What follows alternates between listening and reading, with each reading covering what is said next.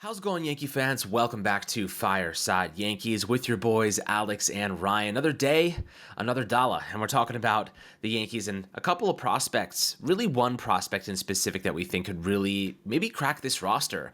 Ryan is leaning at a horizontal angle into the screen today because we're trying to eliminate any glare from the windows in the room that unfortunately never has lights on, but we will make it work, and we're surviving and doing our best to get all the information necessary to you fine folk. And today we're talking about JC Escarra. Now, we know that the backup catcher position is really, I would say, an ongoing battle between Ben Rice, Alex Jackson, and Escarra. But Escarra is the best option for this job, in my opinion. I think, Ryan, you have a lot of data from what he did in AAA last year and his offensive metrics that suggest that this is true. Like, he should be in the majors right now as a backup. The question is, how do you get Escarra and Ben Rice on the roster at the same time? And that might come between, obviously DJ LeMahieu's injury. Does Oswald Peraza make this team? Or does Ben Rice end up becoming a guy that makes this team as a backup first baseman, obviously can catch if need be? This is an interesting ongoing discussion. I'm curious to get your thoughts on it, but we're going to talk about JC Escarra and what he brings to the table. Not many of you guys may not know much about him, but this is a guy that should be on your radar because he's a very talented guy, and his story is kind of crazy too. He was like 1-0 away from retiring from baseball. He's 29 years old. He was an Uber driver, and suddenly he's a guy that could crack this starting team, rather not starting team, but crack this active roster and be a backup to Austin Wells. So really excited to see how this kind of position battle materializes over the next couple days. But Ryan, before we dive into it, how you do tonight, my friend? I'm doing great, man. And as you mentioned, the Yankees have what I think is a very fun story here in JC Escarra, and one that is more than just a story. I agree with you in the sense that this is a player who has become a legitimate contender to make this roster, and in my opinion is a big leaguer. And some of the data that I found online from NJ.com, Max Goodman of NJ.com wrote a great article about this, and he spoke to the Yankees defensive coordinator who revealed that their internal metrics viewed JC Escarra as a 98th percentile framer across minor league baseball, and that internally they also ranked his receiving scores or framing scores as the best in all of AAA. And this is a story of a player who got a lot better after a promotion to AAA. And I think part of that has to do with just comfort with swing mechanics, working on things with the Yankees, developing certain skills. Once he got to AAA, he whiffed under 20% of the time, had pretty league average quality of contact numbers, but he was doing so while pulling the ball in the air a good bit. He was in the 81st percentile in pulled fly ball rate last season when he got to Scranton. He makes decent swing decisions, 58th percentile in Seager score, and he makes a lot of contact. So he's the kind of hitter who's going to be patient, is going to see pitches, is going to take his walks, and is going to make contact. And he does so while pulling the ball in the air so much that you wonder if maybe that profile is going to work in a ballpark like Yankee Stadium. He could hit some more home runs. He could have, a pretty successful season. Now, projections are kind of all over the place on him. Steamer, 86 WRC plus. You would take that. It's an improvement over what Jose Trevino provided last year. Zips is a little more aggressive at a 90, and that would make him an above average catcher offensively compared to other catchers. The Bat X is a lot less optimistic. They think a 72 WRC plus for him.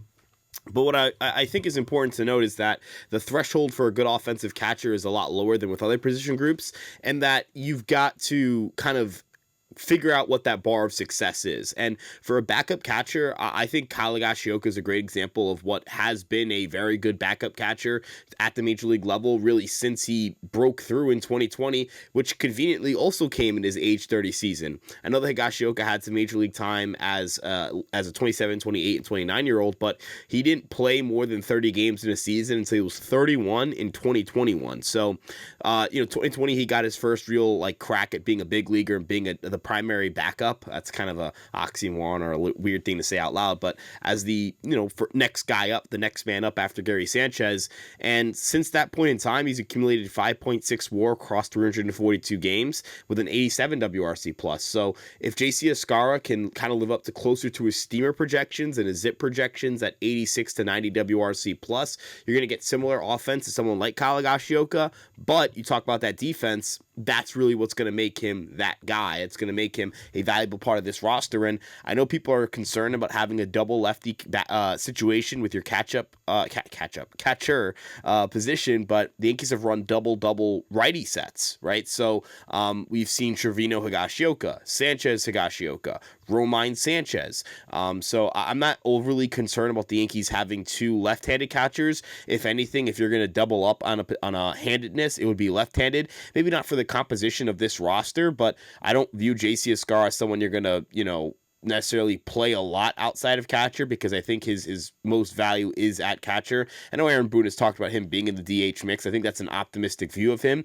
Maybe he does hit in a way that the Yankees think he can. I mean, he was really good in AAA. He did a lot of good things, but I'm more so of the opinion that he's going to settle into being more of like a Kyle Higashioka offensively, which isn't the worst thing in the world. Again, it's a catcher. Like, catchers don't really hit. That's just the MO on catchers. And again, he's an elite defensive player. I have really high hopes for what JC Escarra can provide for the Yankees off the bench, and think he'll ultimately make this team. Yeah, I mean, look, Escarra has a kind of a unique skill set, and you mentioned he's 98th percentile receiver last year in AAA. I think that his defensive qualities are something that the Yankees love, and you mentioned internally they do believe that he could be a tremendous defensive piece. We saw Austin Wells take that big step forward. Now, a lot of guys want to be in this catcher room for the Yankees because they know how to develop defensive catchers. Like, Wells went from being red flags all over the place to one of the best defensive catchers in the game. Escarra already has that quality of being really good defensively, but his offense is pretty cool too. Now, I don't think you necessarily need a platoon at catcher, like lefty, righty, because you really want your guy. I know that they're kind of catchers aren't supposed to play every single game. Like, you need to have a supplement for them. But in this instance, I like the fact that Escarra is a lefty, because it doesn't compromise your ability to, if Austin Wells needs a couple days off or he gets hurt, something happens, you don't have a right-handed batter that messes with your lineup. You have a lefty that you can slot in and basically be like, all right, you're able to hit from the same side that our current starting catcher is, and we don't have to change things dramatically. Maybe we change the order of the lineup, but not necessarily the handedness. So I do like that Escarra is a lefty, and last year in AAA, dude, this guy was absolutely a monster. 52 games, 201 plate appearances. He hit 302 with a 403 OBP, a 527 slugging rate, 8 homers, 34 RBIs. And one thing I really like about Escarra is he's not a big strikeout guy. Only struck out at a 14.9% clip and walked at a 13.4% clip. This spring, he had a solo homer yesterday, had 3 RBIs and 2 hits against the Twins. He's hitting 294 with a 33% on base rate, a 471 slugging rate, with a 110 WRC plus. He's only striking out at a 16.7% clip, and that's obviously a small sample, so you kind of average that out over a larger sample, and that number probably comes down a couple percentage points. So, as an offensive player though, Ryan, how do you see Escarra becoming a valuable piece to this team as a backup to Austin Wells? I think that he is a solid piece, and the low strikeout rates, the high walk rates, that is really encouraging to me for a player that has never cracked a major league roster, but it seems like he's ready to. Yeah, I think that you want to get him in against righties ideally, but you have to understand that it's not probably going to happen, because you need to have someone who's going to catch against lefties. Although I think this would be a fun idea, and this is the value of Austin Wells, who I think his value against lefties is a little bit underrated. I think the potential for him to hit them is definitely there. Could Austin Wells, get 100% or close to 100% of the games against lefties, and then get more of maybe 75% of starts at catcher against righties, and give about 25% of those to Escarra? Welsh, I think, is someone the Yankees are willing to DH under the right circumstances. They've shown a willingness to lead him off. I kind of wonder where that's going there. If you look at yesterday's game, he let off. The Yankees really don't have leadoff catchers. I don't think they've ever had a regular season game where a catcher has let off, so that would be interesting to monitor. It would also be interesting to monitor if the Yankees are going to give Austin Wells DH days. Now, I know that DH days are not something that they've really given Austin Wells in the past, but if he's open to it, what the Yankees could end up doing is putting Austin Wells at DH against a right-handed pitcher, and JC Escarra at catcher to give Wells a day off, or give Escarra reps. Shore up your lineup a little bit against right-handed pitching, but the problem with that is that it means sitting Ben Rice in matchups in which he's going to have a favorable matchup. So this is where it gets tough, because your primary first baseman, Paul Goldschmidt is one of your few right-handed bats. What I would do is I would have Goldschmidt sit in some games against righties. I would have him take some days off, specifically against right-handed pitching. Make sure that Rice, Wells, and Escarra are all in there, because the splits are pretty stark for JC Escarra at catcher, or against left-handed pitching and right-handed pitching. His slugging numbers and his overall offensive production soar when you take his numbers against right-handed pitching specifically. At the AAA level, his whiff rate was only 17.3% with a 378 expected weight on base average. That's xwOBA for those who are unaware. His barrel rate climbs to 7.9%, so now we're getting to the territory of above average offense, and he slugged 609 against righties in AAA. So if you're JC Escarra or you're Aaron Boone, you want JC Escarra to play against righties. I think Aaron Boone needs to be a lot more willing to kind of have a flexible lineup, a lineup that changes depending on the matchup. It's how he's going to get the most juice from this roster, the most juice from this offense. And honestly, in my opinion, how he's going to make himself even more indispensable to the Yankees, because I think the reason he keeps coming back is because the Yankees think he can command the clubhouse well and garner the respect of these guys. And I agree with that assessment.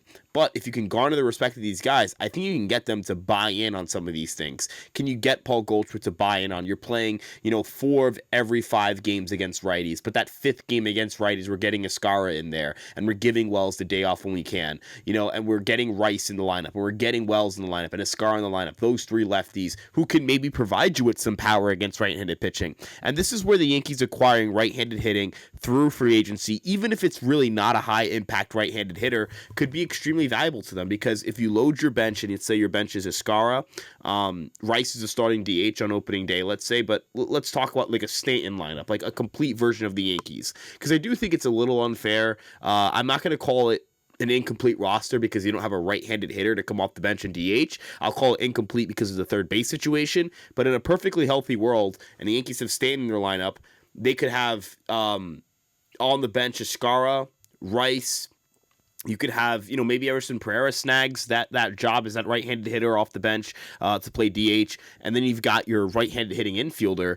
If you have those 4 guys on the bench on a day against a righty, well, what you could do is you can swap out Goldschmidt, throw Rice in there. You can swap out, if you have to swap out Stanton because he's not playing or, whatever it may be, you can. I guess Grisham would probably take one of Escarra or Rice's or Pereira's spots because Stanton coming back ices out one of the 4 bench spots. So, you've got some flexibility. You've got a little bit of a roster decision to make there. In the time being, without Stanton, your DH could be Rice, Pereira. Hope that works. Bring in a right-handed hitting infielder, and again, just kind of mix things up based on the matchup, put your guys in favorable positions to hit, and cross your fingers and pray for the best, because what is true about this team is that they can pitch very well. I think they're going to play very good defense, and that Aaron Judge is still here, and as long as Aaron Judge is still here and they've got enough lineup depth around him, they're going to score a good amount of runs. So if you put your guys in positions to succeed, if you put players in positions to succeed, if you put them in favorable matchups, you're going to get rewarded more than you're not going to get rewarded, and it's all about your process. So this is kind of a message more. This is both a test for Aaron Boone, a test for the roster depth, and a test for Brian Cashman to get that final piece, which in my opinion is a right-handed hitting infielder. Yeah, that'll be interesting to see what they do. We thought we might have gotten a little piece of information yesterday when Cashman spoke to the media, but obviously nothing just yet. It does sound like they still want to move Marcus Stroman to free up a little bit of money. I thought that they should have signed Jose Iglesias to the, he's on a minor league deal with the Padres. Now, he's not like going to move the needle significantly, but he's better than what we have, and he will make a maximum of $3 million if he cracks the roster. So, I do think that was a missed opportunity for the Yankees. I do think they need a better piece, and they're not rushing into it because they can wait, patiently and see if someone shakes free, even if it's by the trade deadline. I don't think they feel like there's necessarily a gun to their head, like they have to make a move right now. They can win a lot of games without that critical piece that we feel like they need. But, with that being said, I'll ask you this last question regarding Escarra. How do they fit both Escarra? If he were to make the roster, how do you fit both Escarra and Ben Rice on the roster? If Escarra's the backup, and then you could assume Ben Rice is the starting DH, I guess who's losing their job to clear up a roster spot there? So I think it comes down to when Stanton comes back, because I think Ben Rice is going to be here as long as Stanton isn't. And so, if you look at the projected roster, so, LeMahieu also being hurt factors in here, and I think him being hurt Not to say that the Yankees should extend his leave of absence, but they shouldn't bring him back unless they need to. Like they shouldn't. I don't think he's better than. I mean, I've ragged on Peraza, but I would rather see what I'd rather. I think there's a better chance I'm wrong on Peraza than there is on DJ. If that makes sense. I hope that makes sense. You have Escarra. You have, you have someone like Rice on the roster. That's two of your guys. You have Grisham, who's also going to be on your roster. You have Peraza, who's going to be on your roster. Rice can slot into the DH spot, so he doesn't occupy a bench spot. That bench spot can be occupied by Oswald Peraza for now. Again, I'd prefer if it's a right-handed infielder that isn't Oswald Peraza, because I think you need a more of a proven guy. Also, doubly ideal, Yankees maybe acquire a right-handed hitter who can start every day. That would be cool, because if they did that, less pressure on Goldschmidt to start against righties, because I was kind of mapping out my little lefty idea here. Go stack all the lefties against the righty. One massive problem, you would have, I think, one right-handed hitter in that lineup against righties. Could be missing someone, because if Goldschmidt sits, it's Judge, Goldschmidt, Volpe. That's the other right. So you'd have three. You have three like projected right-handed hitters for your opening day line. That's just, I can't believe I'm saying this. The Yankees have too many lefties potentially. So if Ramon Urias could I'd like a Ramon Urias a lot. If the Yankees could snag him, that'd be cool. Again, I don't really think JC Escarra is going to play a ton. Like if he was the backup catcher, he's not playing 25% of the time, maybe 25% of the time against righties, and 0% of the time against lefties, whatever that math comes out to. But again, you can fit Escarra on your bench because Wells can catch a lot, Rice can catch if needed, and Wells is really good. So the Yankees love Austin Wells. It's not like Austin Wells has a defensive deficiency either. So yeah, I mean, I think what would be cool is if the Yankees also had a right-handed backup catcher, but again, that's not really on the table unless you really buy into Alex Jackson and what he's doing this spring, which if you do, all credit to you. I don't, but hopefully Alex Jackson surprises me. But the Yankees are in a weird spot with their roster. They are, with how many lefties they have. But again, if you want to kind of configure the bench, and I realize I'm kind of going on a little bit, Rice starts at DH. I think you carry, as things stand right now, JC Escarra is your backup catcher, Oswald Peraza your backup infielder, Trent Grisham, no duh, backup outfielder, and that final spot, I think Everson Pereira kind of makes the most sense for it because he's right-handed, and dude, I am not gonna sit here and pretend that Dom Smith is blowing me away in spring training. He's solid. He's a good AAA. If you need him piece. He's also not very versatile. That kind of sucks. He's also not right-handed. That also sucks. Whereas Pereira, there's a fraction of a chance. There's a real chance Everson Pereira could hit left-handed pitching. I'm not sold on the idea he can't. I'm sold on the idea he's not a full-time starter. But I'm not I'm kind of Pereira's in between Oswald Peraza and I don't know, Ben Rice in terms of my meter. Ben Rice, I love. Oswald Peraza, don't really think he's very good. Pereira's kind of I guess he could be good, but not as a full-time starter. So, he's a little bit of a wild card here. If you ask me who I'd rather take the flyer with, this is crazy, I'm going to say Pereira over Peraza. And the reason I say that is because there's less of a sample size of Major League play. And the other big thing is, Trent Grisham exists, and if Pereira really does suck, it's very simple. It's a very simple transition. Grisham actually has hit lefties in his career. You might be able to just get away with Grisham against lefties, and more importantly, Grisham's a major leaguer.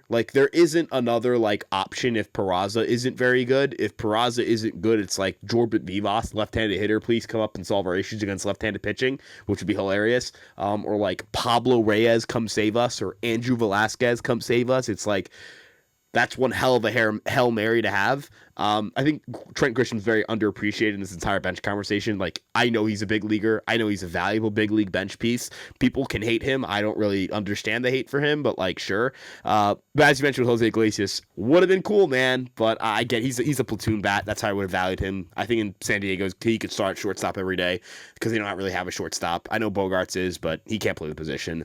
Maybe, again, I love Ramon Urias. Trade for him. Willie Castro would love that, but, kind of prefer right-handed hitter. Just saying. Not sure anyone else exists outside of Ramon Urias from the right-handed side. You could prey on Eugenio Suarez, but I'll bet a lot of money that that's not happening. Shout out BetUS. And yeah, that's really all I have to say. Just get a right-handed hitting infielder. This makes so much more sense with one. You don't care about the Escarra Wells lefty thing. They can all fit Ben Rice comfortably in there, and you can have all your lefties and all your righties and go win a bunch of games. Yeah, ideally. And Pereira is an interesting one. My fear about Pereira is that he is not going to get enough at bats to get better. Like, he's just going to strike out a ton. So that's the concern with him. Also, he hasn't started playing defense yet. So, like, he's kind of behind the ball. I know Aaron Boone said, like, 2 days ago that, they have to see what happens, but it's unlikely he's, going to make this team just because he hasn't really gotten back involved in the outfield. But I see a world where he gets to AAA and he hits well, gets back in the fold defensively, and if there's an injury, could get that promotion. So we'll see how things materialize. Obviously, a lot of young players are in the mix here, but some position battles still unfolding. Obviously, like, third base is kind of over. LeMahieu's done, cooked, out, dead, and Peraza, he's getting some bloop singles, but those aren't going to translate most likely, in the MLB, like, on an everyday basis. Like, he doesn't have much power. I think Cabrera's been looking a lot better recently. He's been making good contact, good plate discipline. He had 2 hits yesterday. I like what I'm seeing from Cabrera right now. So I think he's winning that job unless the Yankees make some big trade to acquire, like, a well above average third baseman, which I don't think is going to happen right now. But maybe along the line, we'll see if that materializes. But regarding JC Escarra, definitely curious to hear your guys' opinion and thoughts down below in the YouTube comment section. Regarding his roster spot, do you think he's earned it? Do you think he should be on this team? Make sure to drop a 5-star review on Apple and Spotify. As always, my friends, like and subscribe on the YouTube channel, and we'll catch you guys on the next episode.